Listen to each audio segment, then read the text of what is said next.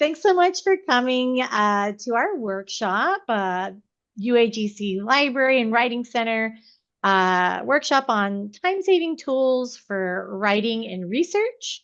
My name is Anna Uribe. I am one of your friendly librarians, and I am joined by I'm Louis Centani. I am with the Writing Center, and I'm excited to talk about some ways that we can share some tools with you that are going to help you get your research and writing done more efficiently and effectively.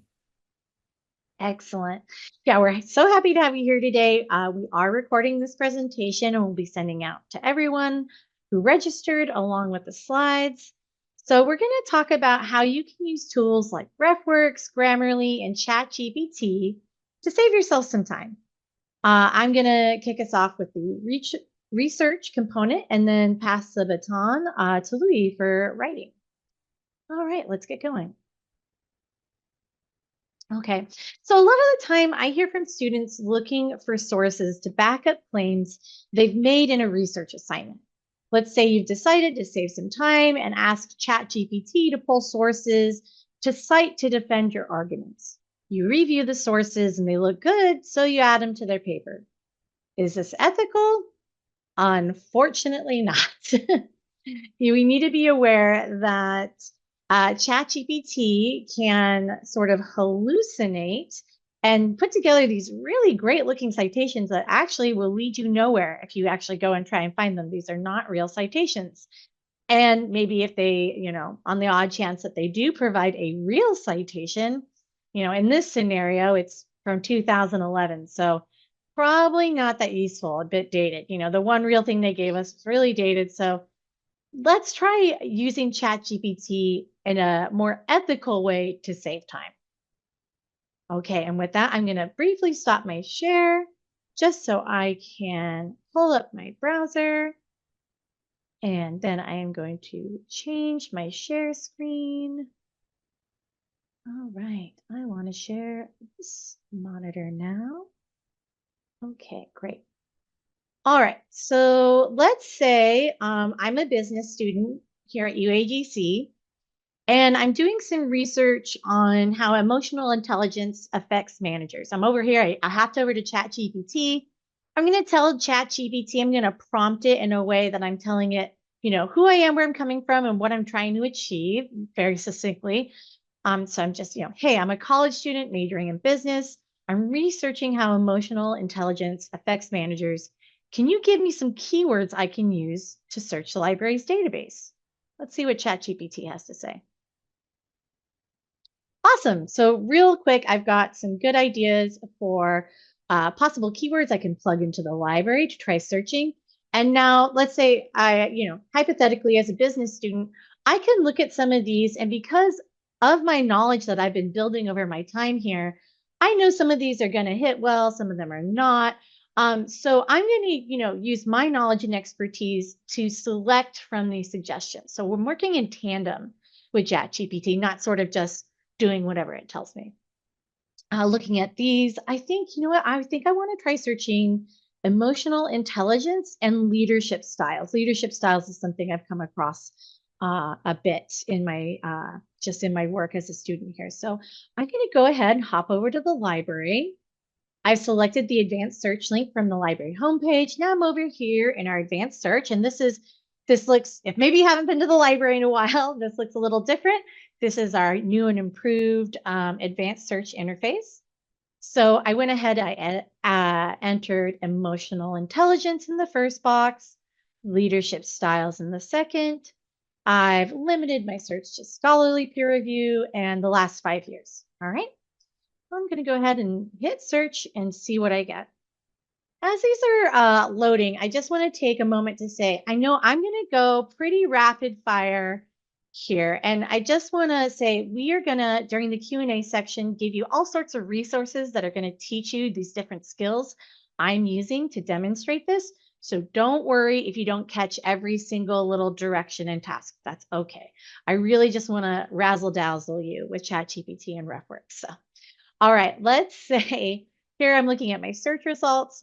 This looks great. Okay, I'm going to add this to the resources I want to use for my assignment. I can go up to this tools option right here. I'm going to use the cite tool. Excuse me. And I'm actually going to click over into the export citation tab. And I'm going to select export to RefWorks. This is going to hop me on over to my RefWorks. I've already logged in earlier today, so it just popped me right there. You might be prompted to create an account or log in, and we'll give you information on how to do that.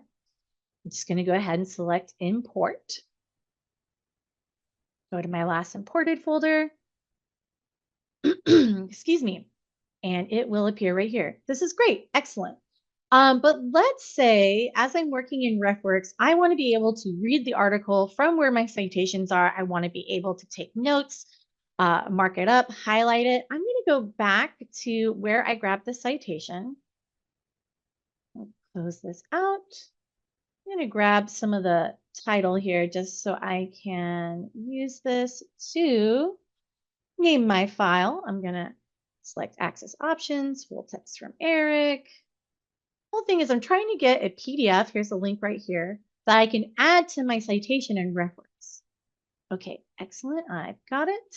Let me scooch around my Zoom tool so I can see my download button. Here I have it. I've downloaded this, or I'm in the process of downloading this. I'm going to put that. Oh, well, that's not the title I wanted. I'll just say Article 1 just for the sake of time. Save this. Okay, excellent. So Article 1 is in my downloads. What I can do now is go back to RefWorks and I can edit this citation. I'm going to go ahead and select it. Use this pencil button to edit. I am going to scroll down to the attachment section and add that file I downloaded. I apologize, guys. I keep having to scooch Zoom tools and things to get to different things. So, all right. And this will take a while. I'm going to hit save. It can take a few moments for this to sort of download and get going, and that's okay. I'm just going to go ahead and move right along. So great. I've got, excuse me, a frog in my throat. Let's say I want to show you another way that you can add the full text to RefWorks. So let's say, oh, you know what? This looks great too. I'm going to go ahead and select access options. You know what? First thing I'm going to do is grab some of this title. See if I can get my copy to work this time. Oops, sorry about that. I'm going to select, oops, sorry about that, King. I'm going to select access options. No, I don't. I think, did we just do this one? Okay, we'll do this one. Either way, I'm just sort of demonstrating how we go about doing this. Okay, here I have this article. I'm just going to go ahead. I'm not using that citation tool. I'm just going to download it right off the bat. Okay, I'm downloading. I'm going to change the title of the file, save it. Great, it's in my downloads. Going back to RefWorks, I'm going to add it to RefWorks. I'm going to upload the document that I just downloaded from the library. Okay, here we go. I've got my document in my downloads folder. Great. And now what it's doing is, since I uploaded the PDF from my downloads folder that I got from the library, it is now scraping that PDF for all the citation information. And the PDF is going to be already embedded in the citation. So I can go in there and mark it up and take notes and what have you. Okay, while that is finishing up, you know what? I'm going to go run over to Google Scholar. Sometimes we can search in Google Scholar. That's not a problem if we do it the right way. I've used, again, these keywords I got from ChatGPT, and I've populated them in my search. I limited to 2020. And here we go. Here are some results. Great. These are looking good. Let's say I think that this is one I want to use. What I can do, I'm going to click on this PDF and I'm going to use another handy dandy RefWorks tool, and that is my Save to RefWorks button that I have installed in my browser. And again, don't worry, I'm going to give you information that tells you how to install all these things. So I'm going to go ahead and say, you know what? I want to save to RefWorks. And this is great if you're looking for gray literature online or maybe government or statistical resources. Sometimes the open web is a good place for that. And this is great because you can use it outside of the library as well. So we are, as you can see, some things are not picking up, like the title didn't scrub the title well. Didn't really scrub any of this well, to be quite honest. We could go ahead and edit this. You know what? I'm just going to grab some of this and say, yeah, the title is not untitled. There could be many reasons this could happen. It could be the way this PDF is formatted. So not to worry, I can go ahead. You know what? I'll add the authors. I wish you would have scrubbed and got that, but oh well. And just for the sake of time, I'm not going to go through all these different elements. I'm just going to say save to RefWorks. Okay, let's go ahead and import. Let me view this guy in RefWorks.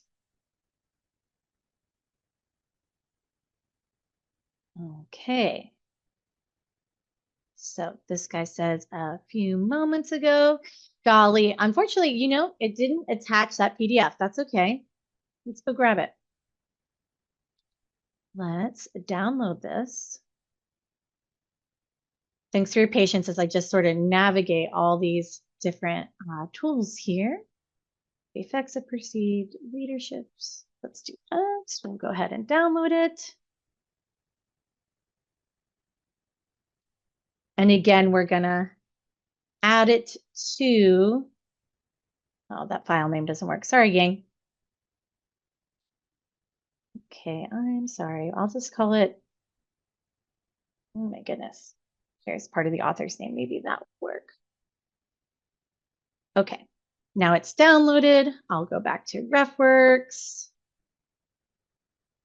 Let me move my tools around. I'm going to edit this and use that button again. And I'm going to add that file again. So now I can mark this file up in RefWorks. And, I keep saying, oh, I'm going to mark this file up. You're like, well, you're going to show us how to do that? Yes, I am. Okay, so here we go. While that is finishing up, I'm going to look at, sorry, I'm trying to close the sidebar. All right, I'm just going to close this while it's working. I'm going to look at this first one I was looking at. Let's say I want to read this. I want to read this. I want to take notes. I'm ready. I'm going to go ahead and click on this little PDF icon in the record here. I'm going to select this read button. And then now I'm in here and I can finally get down to the nitty gritty, start taking some notes.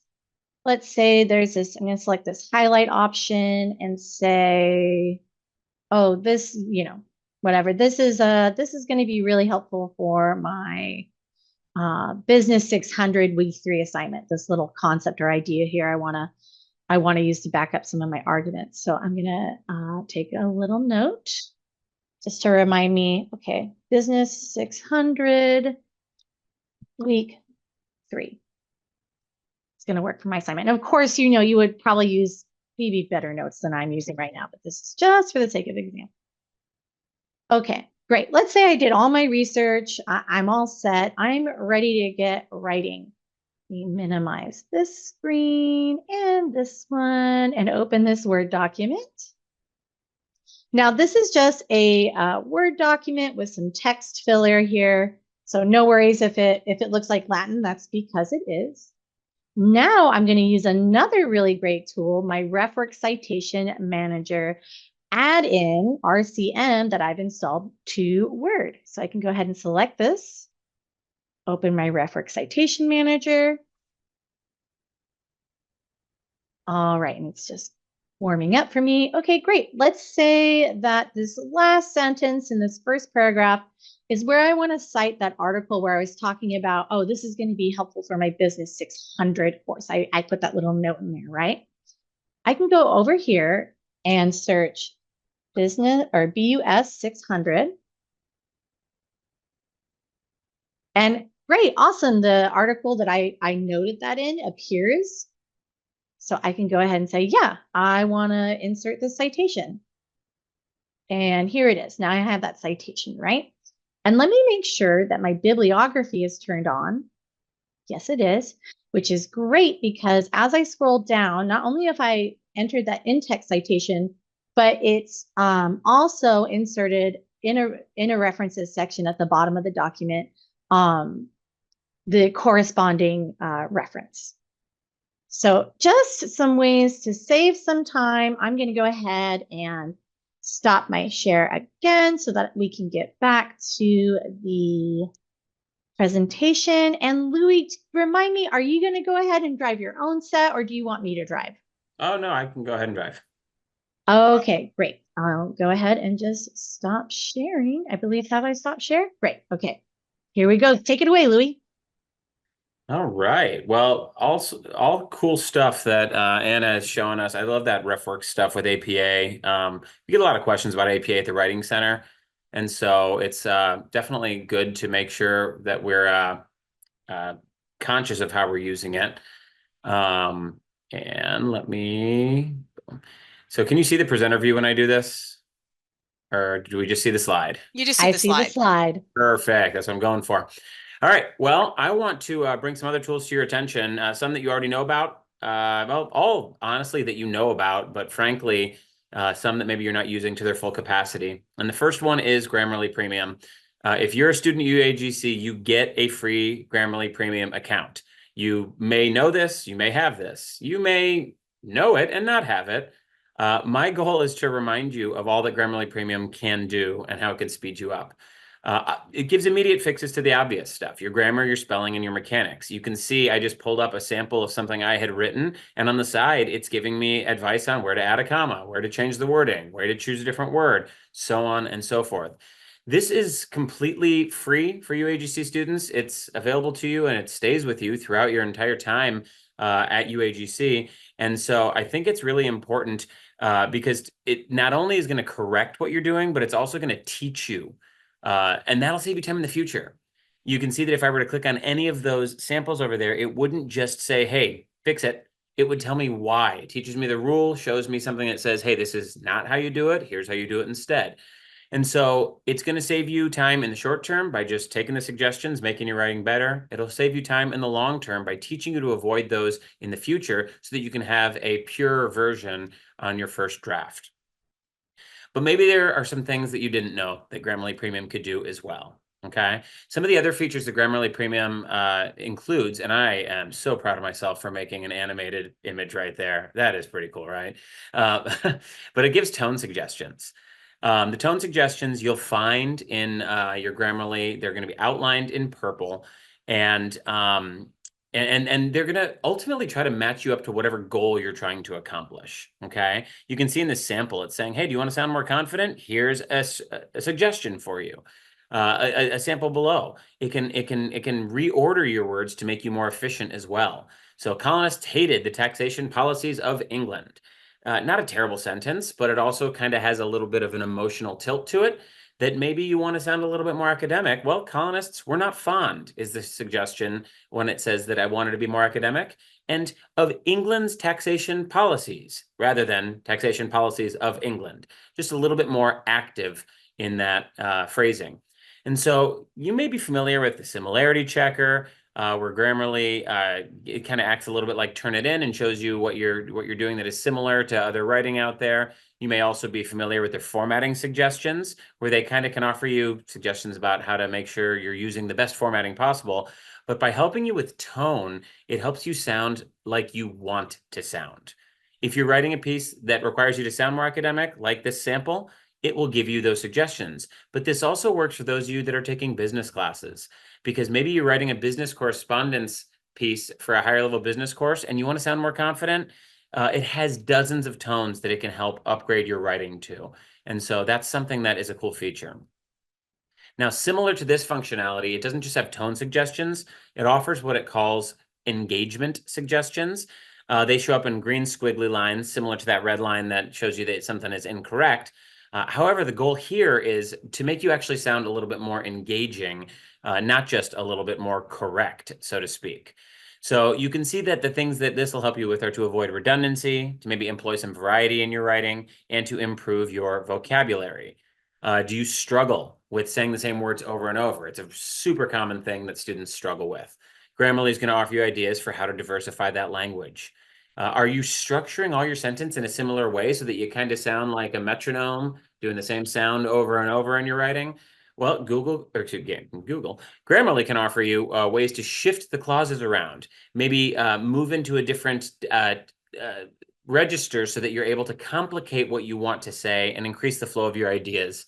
And then lastly, if you put a decent word, but you're looking for the best word, or maybe you use words like very too often. Mark Twain has a very, I'm using it now, but Mark Twain has a great quote about when you use the word very, what happens to your writing? Well, and you have to Google it because there's a language that's not suitable for a webinar. But Mark Twain, he's the best. But if you see that in this sample, maybe you wanted to say you were very happy, it'll give you options for better words. Okay.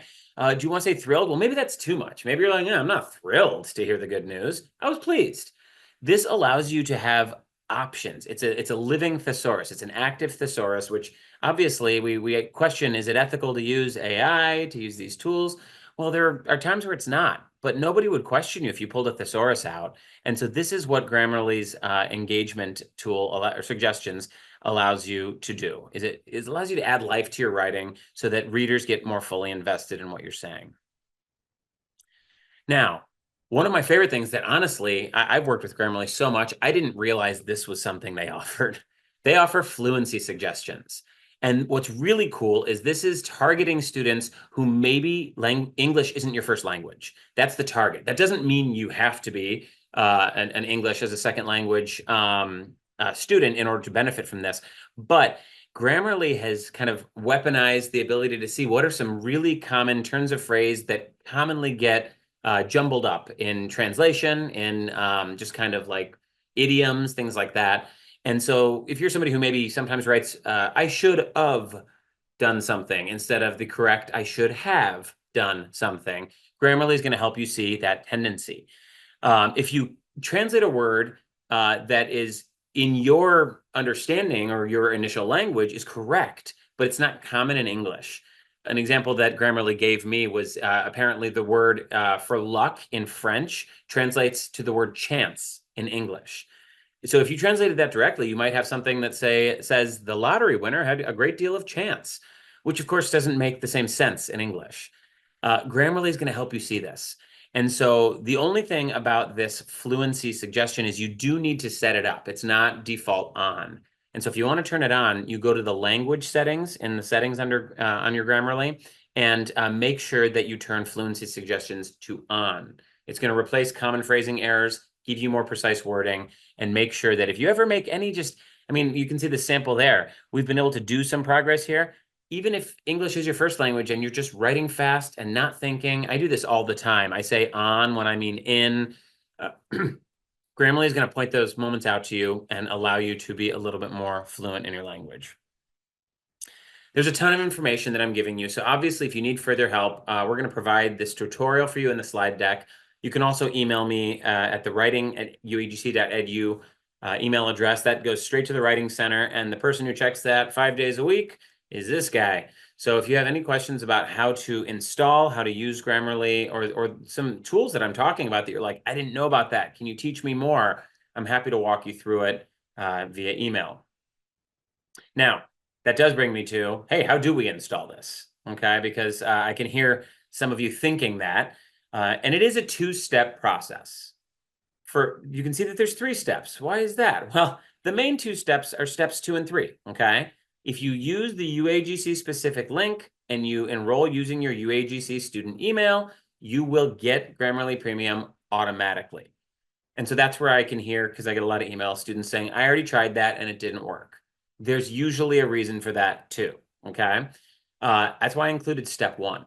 If you at any point accidentally registered using just Grammarly.com instead of that link, you're going to run into problems. If you used a personal email instead of your UAGC email, you're going to run into problems. If you at any point in your life set up a Grammarly account for any reason and it is logged in on your computer, you're going to run into problems. So what you want to do, step 1 then, is to make sure you're logged out of Grammarly. Go to Grammarly.com, see if you have an account, sign out of it, and then follow steps 2 and 3. This will automatically populate.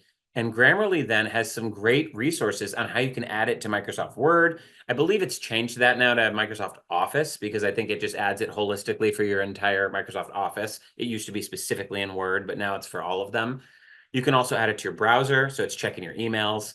And if you ever want to know, hey, did I install it right? I get this sometimes. Students will say, I don't know if I have the premium version. How do I know? Well, it's pretty simple. If you're getting limited suggestions, if it's asking you for an access code, or if it's asking for your money, then you didn't do it right. And so that's where you need to sign out and make sure you should never have to pay. If you're a UAGC student, this is free for you until you're not enrolled anymore. And so you get it, indefinitely. So if you're having any problems with that, email me. Otherwise, those 3 steps: log out, navigate to that link, use your UAGC student email, and it should work.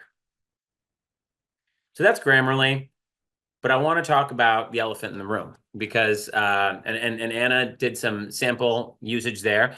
And I see Kira, thank you so much for dropping links for the that students can find. These are also going to be put on the slideshow that we email out, so that's great. Great to see you're back, Casey. I'm loud too. It could just be that I'm the loudest person in the world. So my wife always tells me maybe that's why you can hear me now. But in any event, I will continue. We're going to talk about AI because this is something that is taking over academic discourse right now. It's confusing, okay? It can help you a great deal in your writing. It can also get you into a great deal of trouble if used incorrectly. So I'm going to spend the next 10 minutes or so really trying to figure out how do we navigate this. Even the Jetsons didn't predict this future. They got so much of what we're doing right? We're on Zoom. This was the phone call. They didn't have AI typing out academic papers. And so it's powerful. It's potentially dangerous if used wrong. I first want to focus on exactly what it is so that we can answer these questions. How can it help us? What's the ethical ramification? And can it improve our creativity as well? We're going to get to those, and we're going to make sure that it adds to our academic abilities rather than replaces them. But first, I want to get into what it is, right? And I love that when you first log into ChatGPT, it asks you, where should we start? Because I don't know about you, but when I first used ChatGPT, I was like, you tell me, man. I don't know what's going on with AI. Where do I start?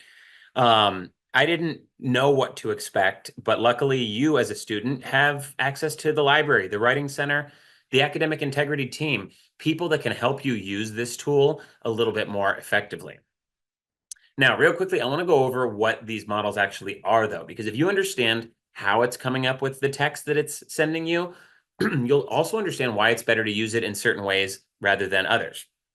So, at this point, and this is constantly changing and evolving and growing, but at this point, most of these are what are called large language models, which means they're essentially using algorithms to give you linguistic and language-related feedback, okay? These models are mirroring neural pathways in the human brain. So they're trying to kind of mirror how a human would think with coding and programming, but it is limited to the language, okay?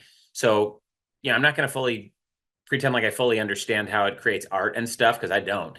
But when it comes to how it's creating answers based on your text prompts, it's fairly straightforward.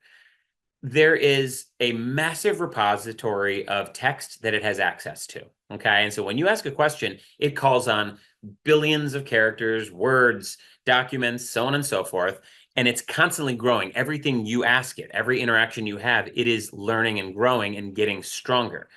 But it has this complex algorithm that essentially gives a weighted value to the words based on how your sentence is using them.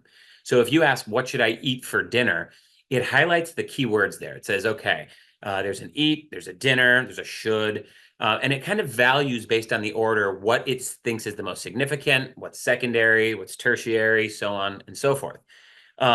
It then consults all of its repository to essentially say what word probably, from a probability standpoint, would come next in a response to this.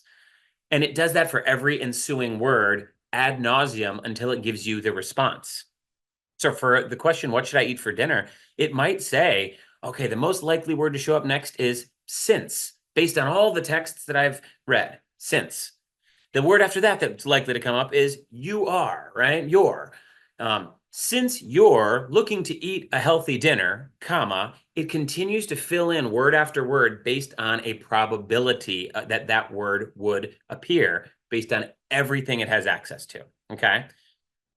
So that's why it doesn't give you the same answer every time. That's why it continuously evolves. And that's also why it can create some situations where it's not giving you complete truthful answers, particularly when you're asking questions about stuff that maybe hasn't been written about a ton. It's not going to have 100% accurate information to pull from. It's just pulling from what's out there.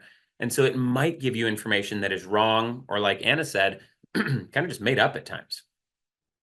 Okay, so we know how it works. Let's get rid of the theory and let's discuss instead how we can use it with our writing, okay? And the first thing you want to think about when it comes to writing then is, how does the prompt relate to the output, okay?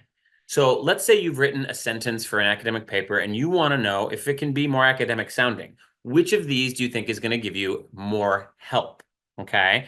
The first one, of course, I'm just reading it to you, but it says, please rephrase this in a more academic way. The second one says, what are some ways that my writing can be more academic sounding? Virtually the same question in most meaningful ways, but you can see that one of them commands, right?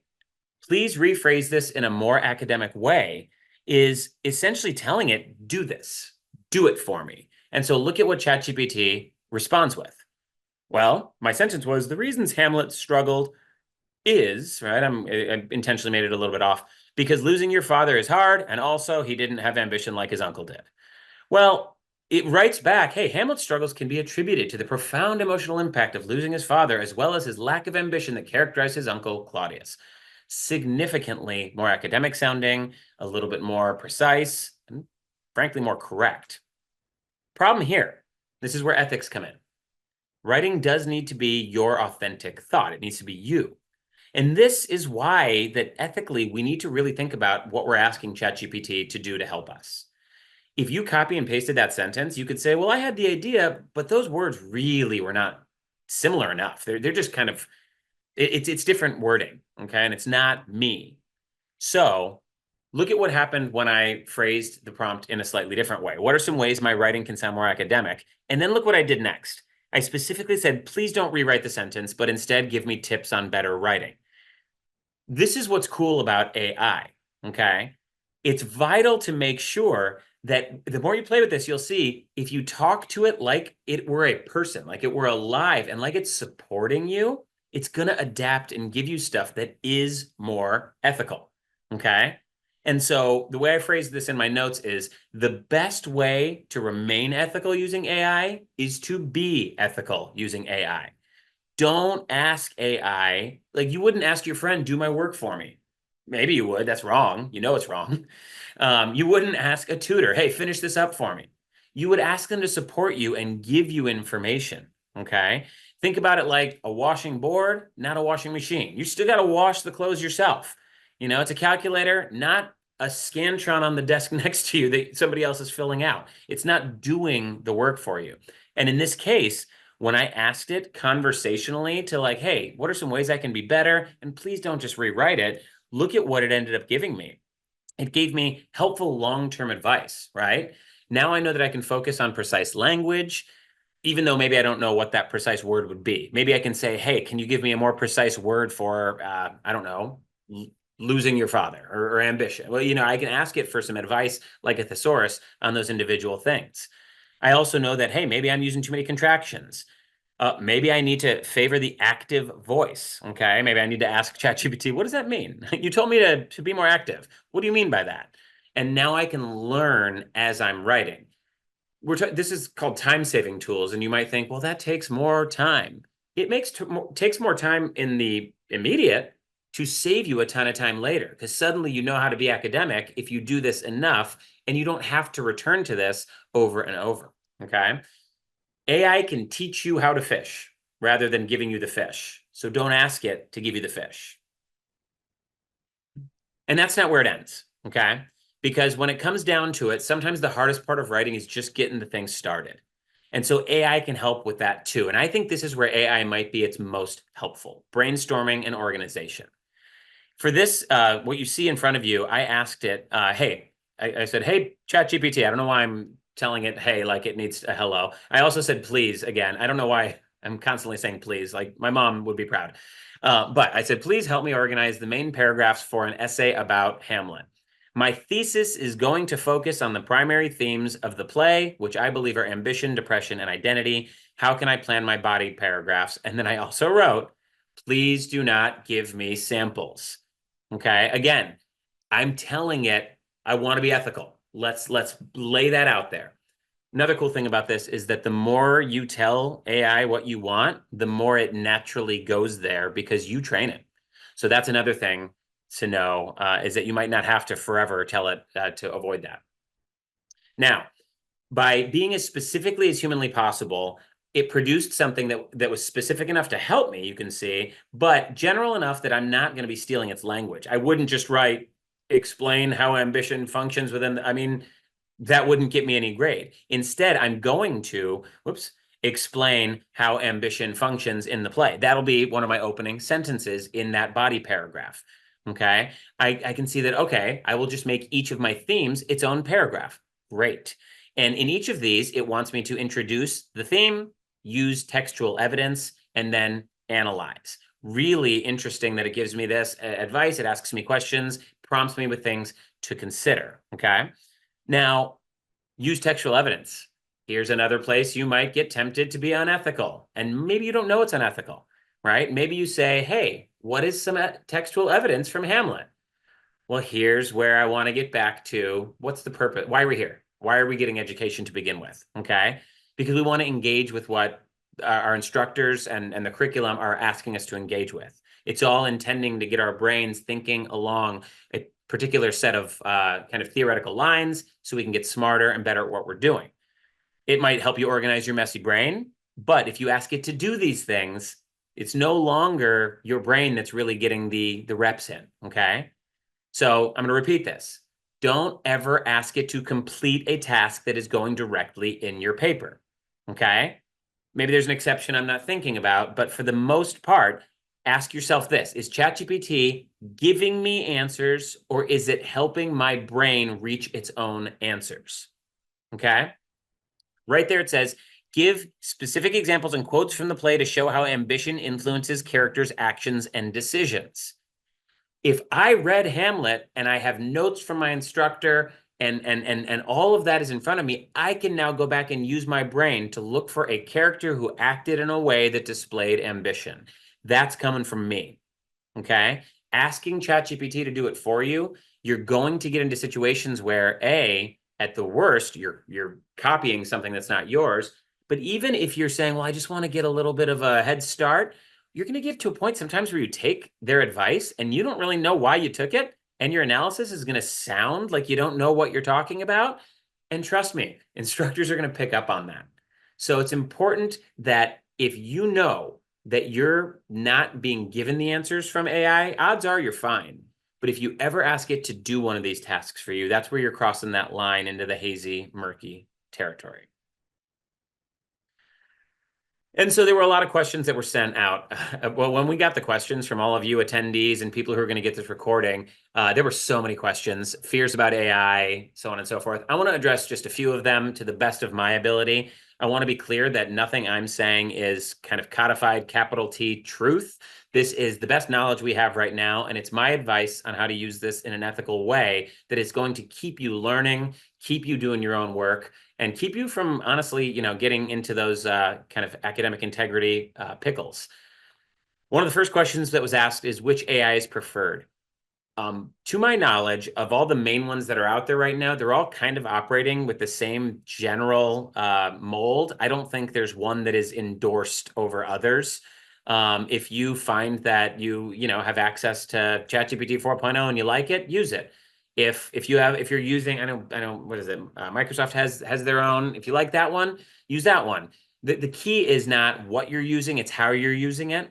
And so that's where it's really going to be important here. Okay. So I'm not going to say which is preferred. I use ChatGPT 4.0. It's a familiarity thing for me, but I also have tried the other ones. And honestly, I haven't seen much of a difference in that. Now, what is acceptable usage in writing? I went over this quite a bit, right? It should support your task, not replace you. If the words are produced and you're just taking them and putting them in, that's not help. At that point, that's doing the work for you. So you should still be writing this all yourself. You can ask it, hey, what are some things I'm doing? What are some things you see in my writing that aren't academic that I can work on? Can you highlight a few of my most common bad habits? And please don't give me suggestions, but just tell me ways that I can improve this. And it's going to help you revise at that point. But you really want to be careful about saying, hey, fix this for me, because then you're going to get into a situation where it's going to write something that you didn't write, even if it was your idea. And something else, I told you how ChatGPT operates with the algorithm. A lot of the new devices that are coming out to test if AI wrote texts, a lot of them are using the same algorithm to detect patterns in your writing. So even if you change a few words here or there that ChatGPT wrote, they're going to start getting flagged because the pattern is going to be similar to what AI produces. Use your voice, trust your voice, and you're going to be better off in the long run, both from an academic integrity and a learning perspective. How do we cite AI? Well, citing AI, that's a good question. Since you're really not supposed to be using it for primary research at this point, I would urge you to kind of not really worry about that. Go do real research in the library. You can use it for keywords and stuff, and then you're going to cite the stuff that you find in the library. That's going to give you the best, most credible research. But I know personally, I actually teach a course where I ask students to utilize AI and to pull quotes as their evidence from what ChatGPT produced. You will have to cite AI at times. In those cases, there is a page called How to Cite ChatGPT that is available on the APA Style blog. We're going to link that in the chat. Actually, yes, I'm going to have to link in the chat because it's not on our final page. But basically, it's a pretty simple thing. You have to write a reference entry for OpenAI, who is the kind of author, because that's the company that created ChatGPT. You put the date, and then you have to make sure you have in-text citations if you're ever pulling information directly from AI.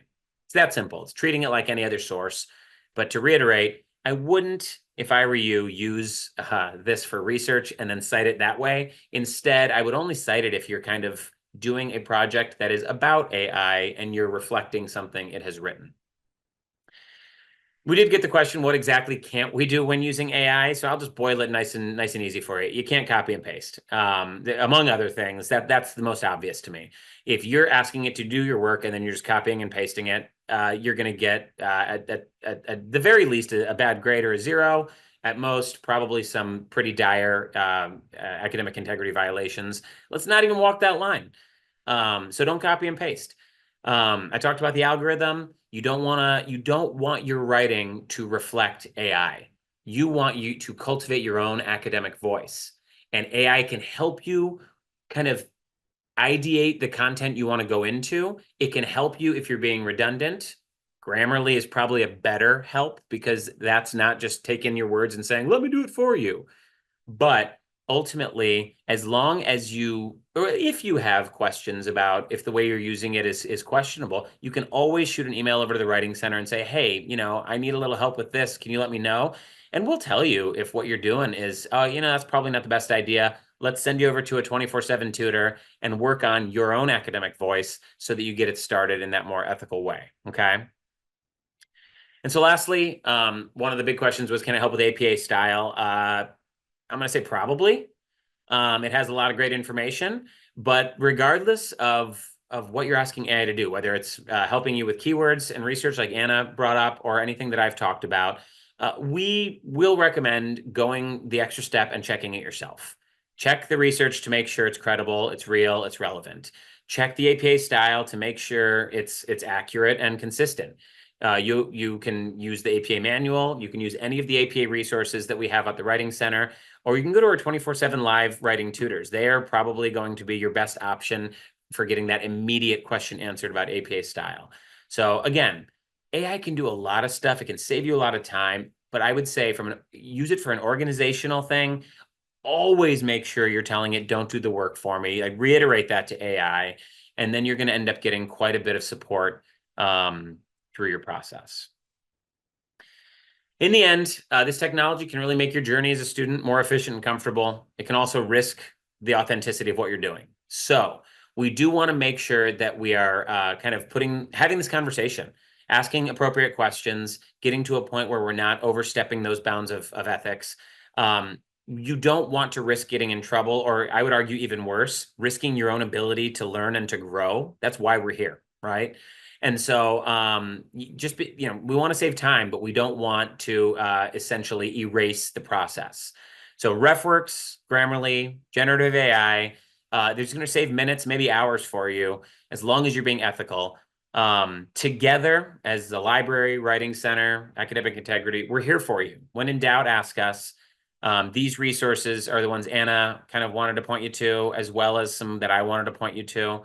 And with that, I believe, Anna, is there anything you want to finish with before we go into a Q&A?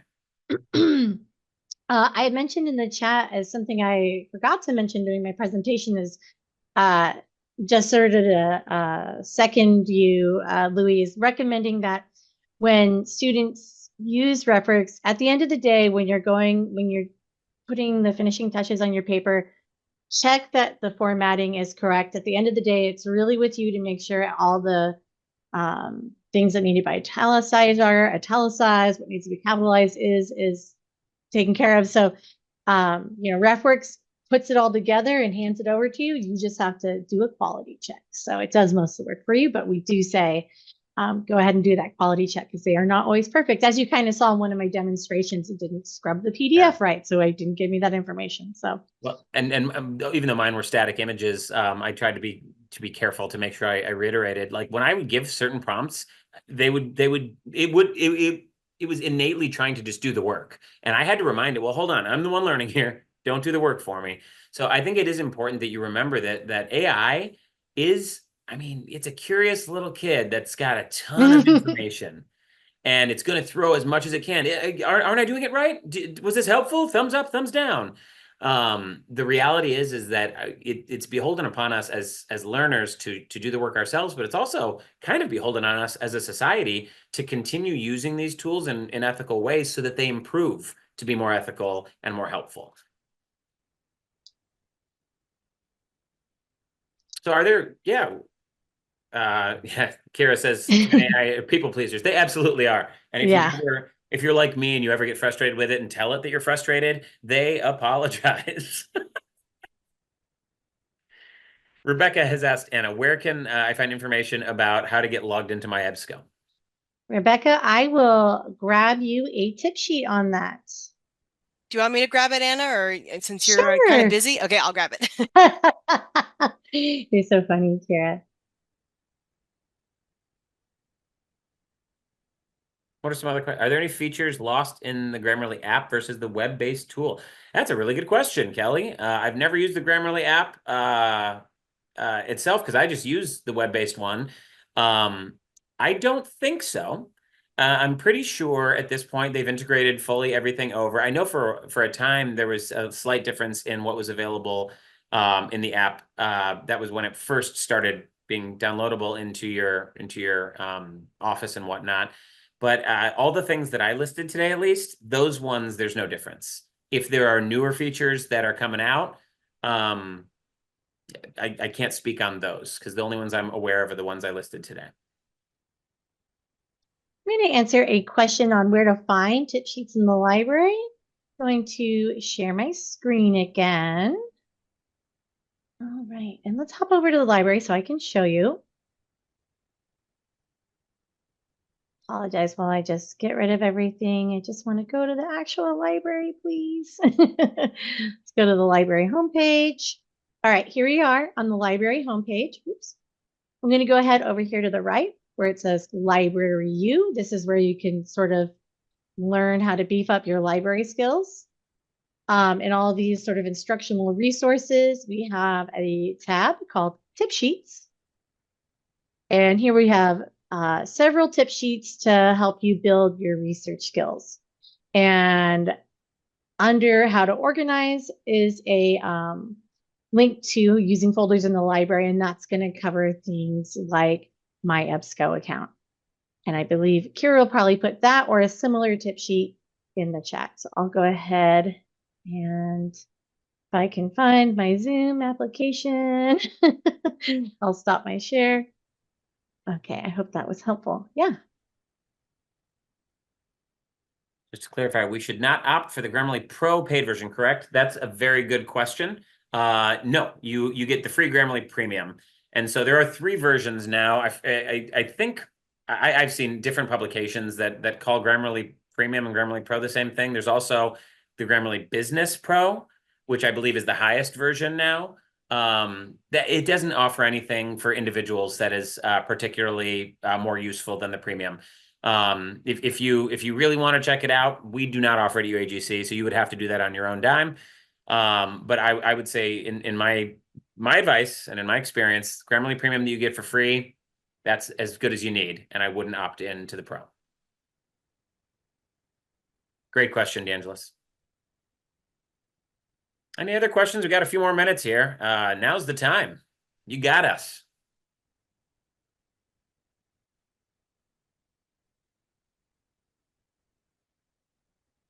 Hopefully folks are, I'd be interested to know if folks are feeling maybe a little bit more confident or relieved, a little less scared by AI and some of the library tools. And Kira has shared a tip sheet on how to set up folders with the My EBSCO account and also a quick answer on doing that as well. So a few different options. Something to note about the My EBSCO account, you can export things from there to RefWorks. Maybe you don't want to use RefWorks at all. That's okay. You can stick to My EBSCO account. It doesn't have the same capabilities with things like annotation, but if that's not something you're worried about, that's okay. And at the end of the day, the best citation management tool is the one that you like and that works for you. You're never going to be, well, I don't, small caveat on never. There may be some doctoral classes have assignments that require students to use RefWorks sort of in an attempt to just build that skill and try it out. It's a valuable skill, especially for doctoral students. But you're not required to use RefWorks to graduate. It's not a tool that you necessarily have to use, but we find it extremely useful. And we're a huge RefWorks nerds and evangelists, so we highly recommend it. Let's see. Yes, questions. The first one for you, Anna, is from Camellia about the full text of articles. Real quick, I want to just answer the other 2 because they're shorter. Patricia, the recording will get emailed out, so you didn't miss it for naught. And Kelly, the chat will not be available, I don't believe. So if there are any links in particular that you want us to repost, let us know, or just bookmark them right now. Anyways, back to Anna. A lot of these will be in the PowerPoint as well, Louis, right? A lot of the ones that are being shared in chat are in this slide deck. Most of them are. The only one I know on my behalf that won't be in the slide deck is the and I could always just put it in, I guess, how to cite ChatGPT. Oh yes. Everything else I mentioned is in the PowerPoint. Awesome. And someone asked, what do we do if we want if we're looking for something in full text and the library does not have it? That's not a problem. We can go over here to the services menu from the library homepage, and you can put a request for the item into our interlibrary loan. You can select this button here that says Access ILL. It explains to you what we can and cannot get through interlibrary loan. Basically, digital, yes. Physical, probably not. You'd read through this, say, I understand, and then you can go ahead and set up an account to submit that request. And because we are librarians and we give directions for everything, we also have a quick answer on interlibrary loan as well. And I can add that to the slides, or if I have a chance, get that into the chat. But yeah, you go to interlibrary loan if you need full text and we don't have it. Yeah, and great comment, Imani. I was actually going to ask earlier, but we're getting near the end. I was going to ask if people were using these resources or if there were some surprises here.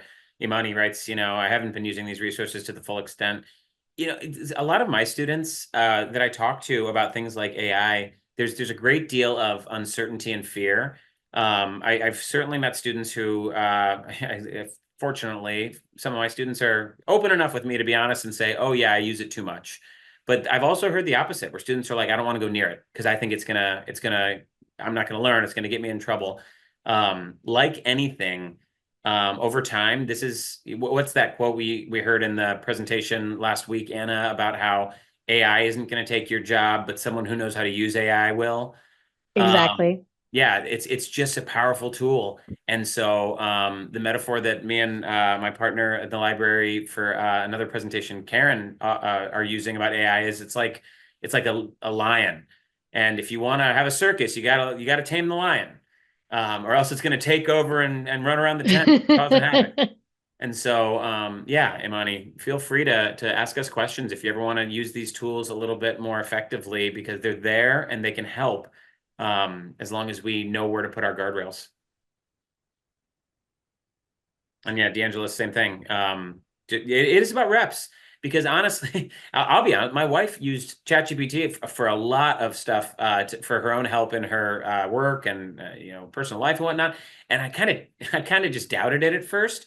And the more I saw how effective it was in we went on vacation and we asked it, hey, we have 10 hours in whatever city we were in. Can you give us an agenda to see the top 3 things and let us know what order we should go? And it did it. I realized this actually has a lot of utility. And so academically, of course, it can be helpful if we're asking it and prompting it in ways that are really helpful and productive. So Just want to say, Camelia, saying you've been frustrated and spending time disorganized searching. One of the reasons I'm so passionate about trying to save students time is because I've been there too. I got my master's through San Jose State University through an online program. I have never been to that university in person. And I shed tears over some research projects too, and spent time searching inefficiently to learn how to teach others to do that.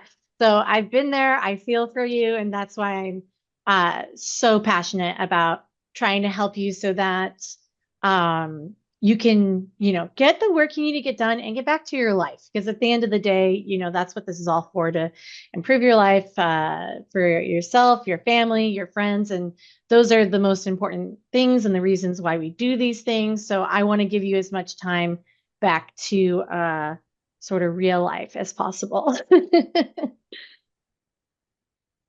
Well, good stuff. This is we've reached 3 o'clock, and don't want the recording to go on for too terribly long. So I say we wrap up the recording here. Anna, if anybody has any questions that they wanted to ask after the recording's off, feel free to stick around for a minute or two. But otherwise, I want to say thank you all for being here, and thank you for watching. We put a lot of care into this, and we had a lot of fun making it, I know. Right, Anna? Yes.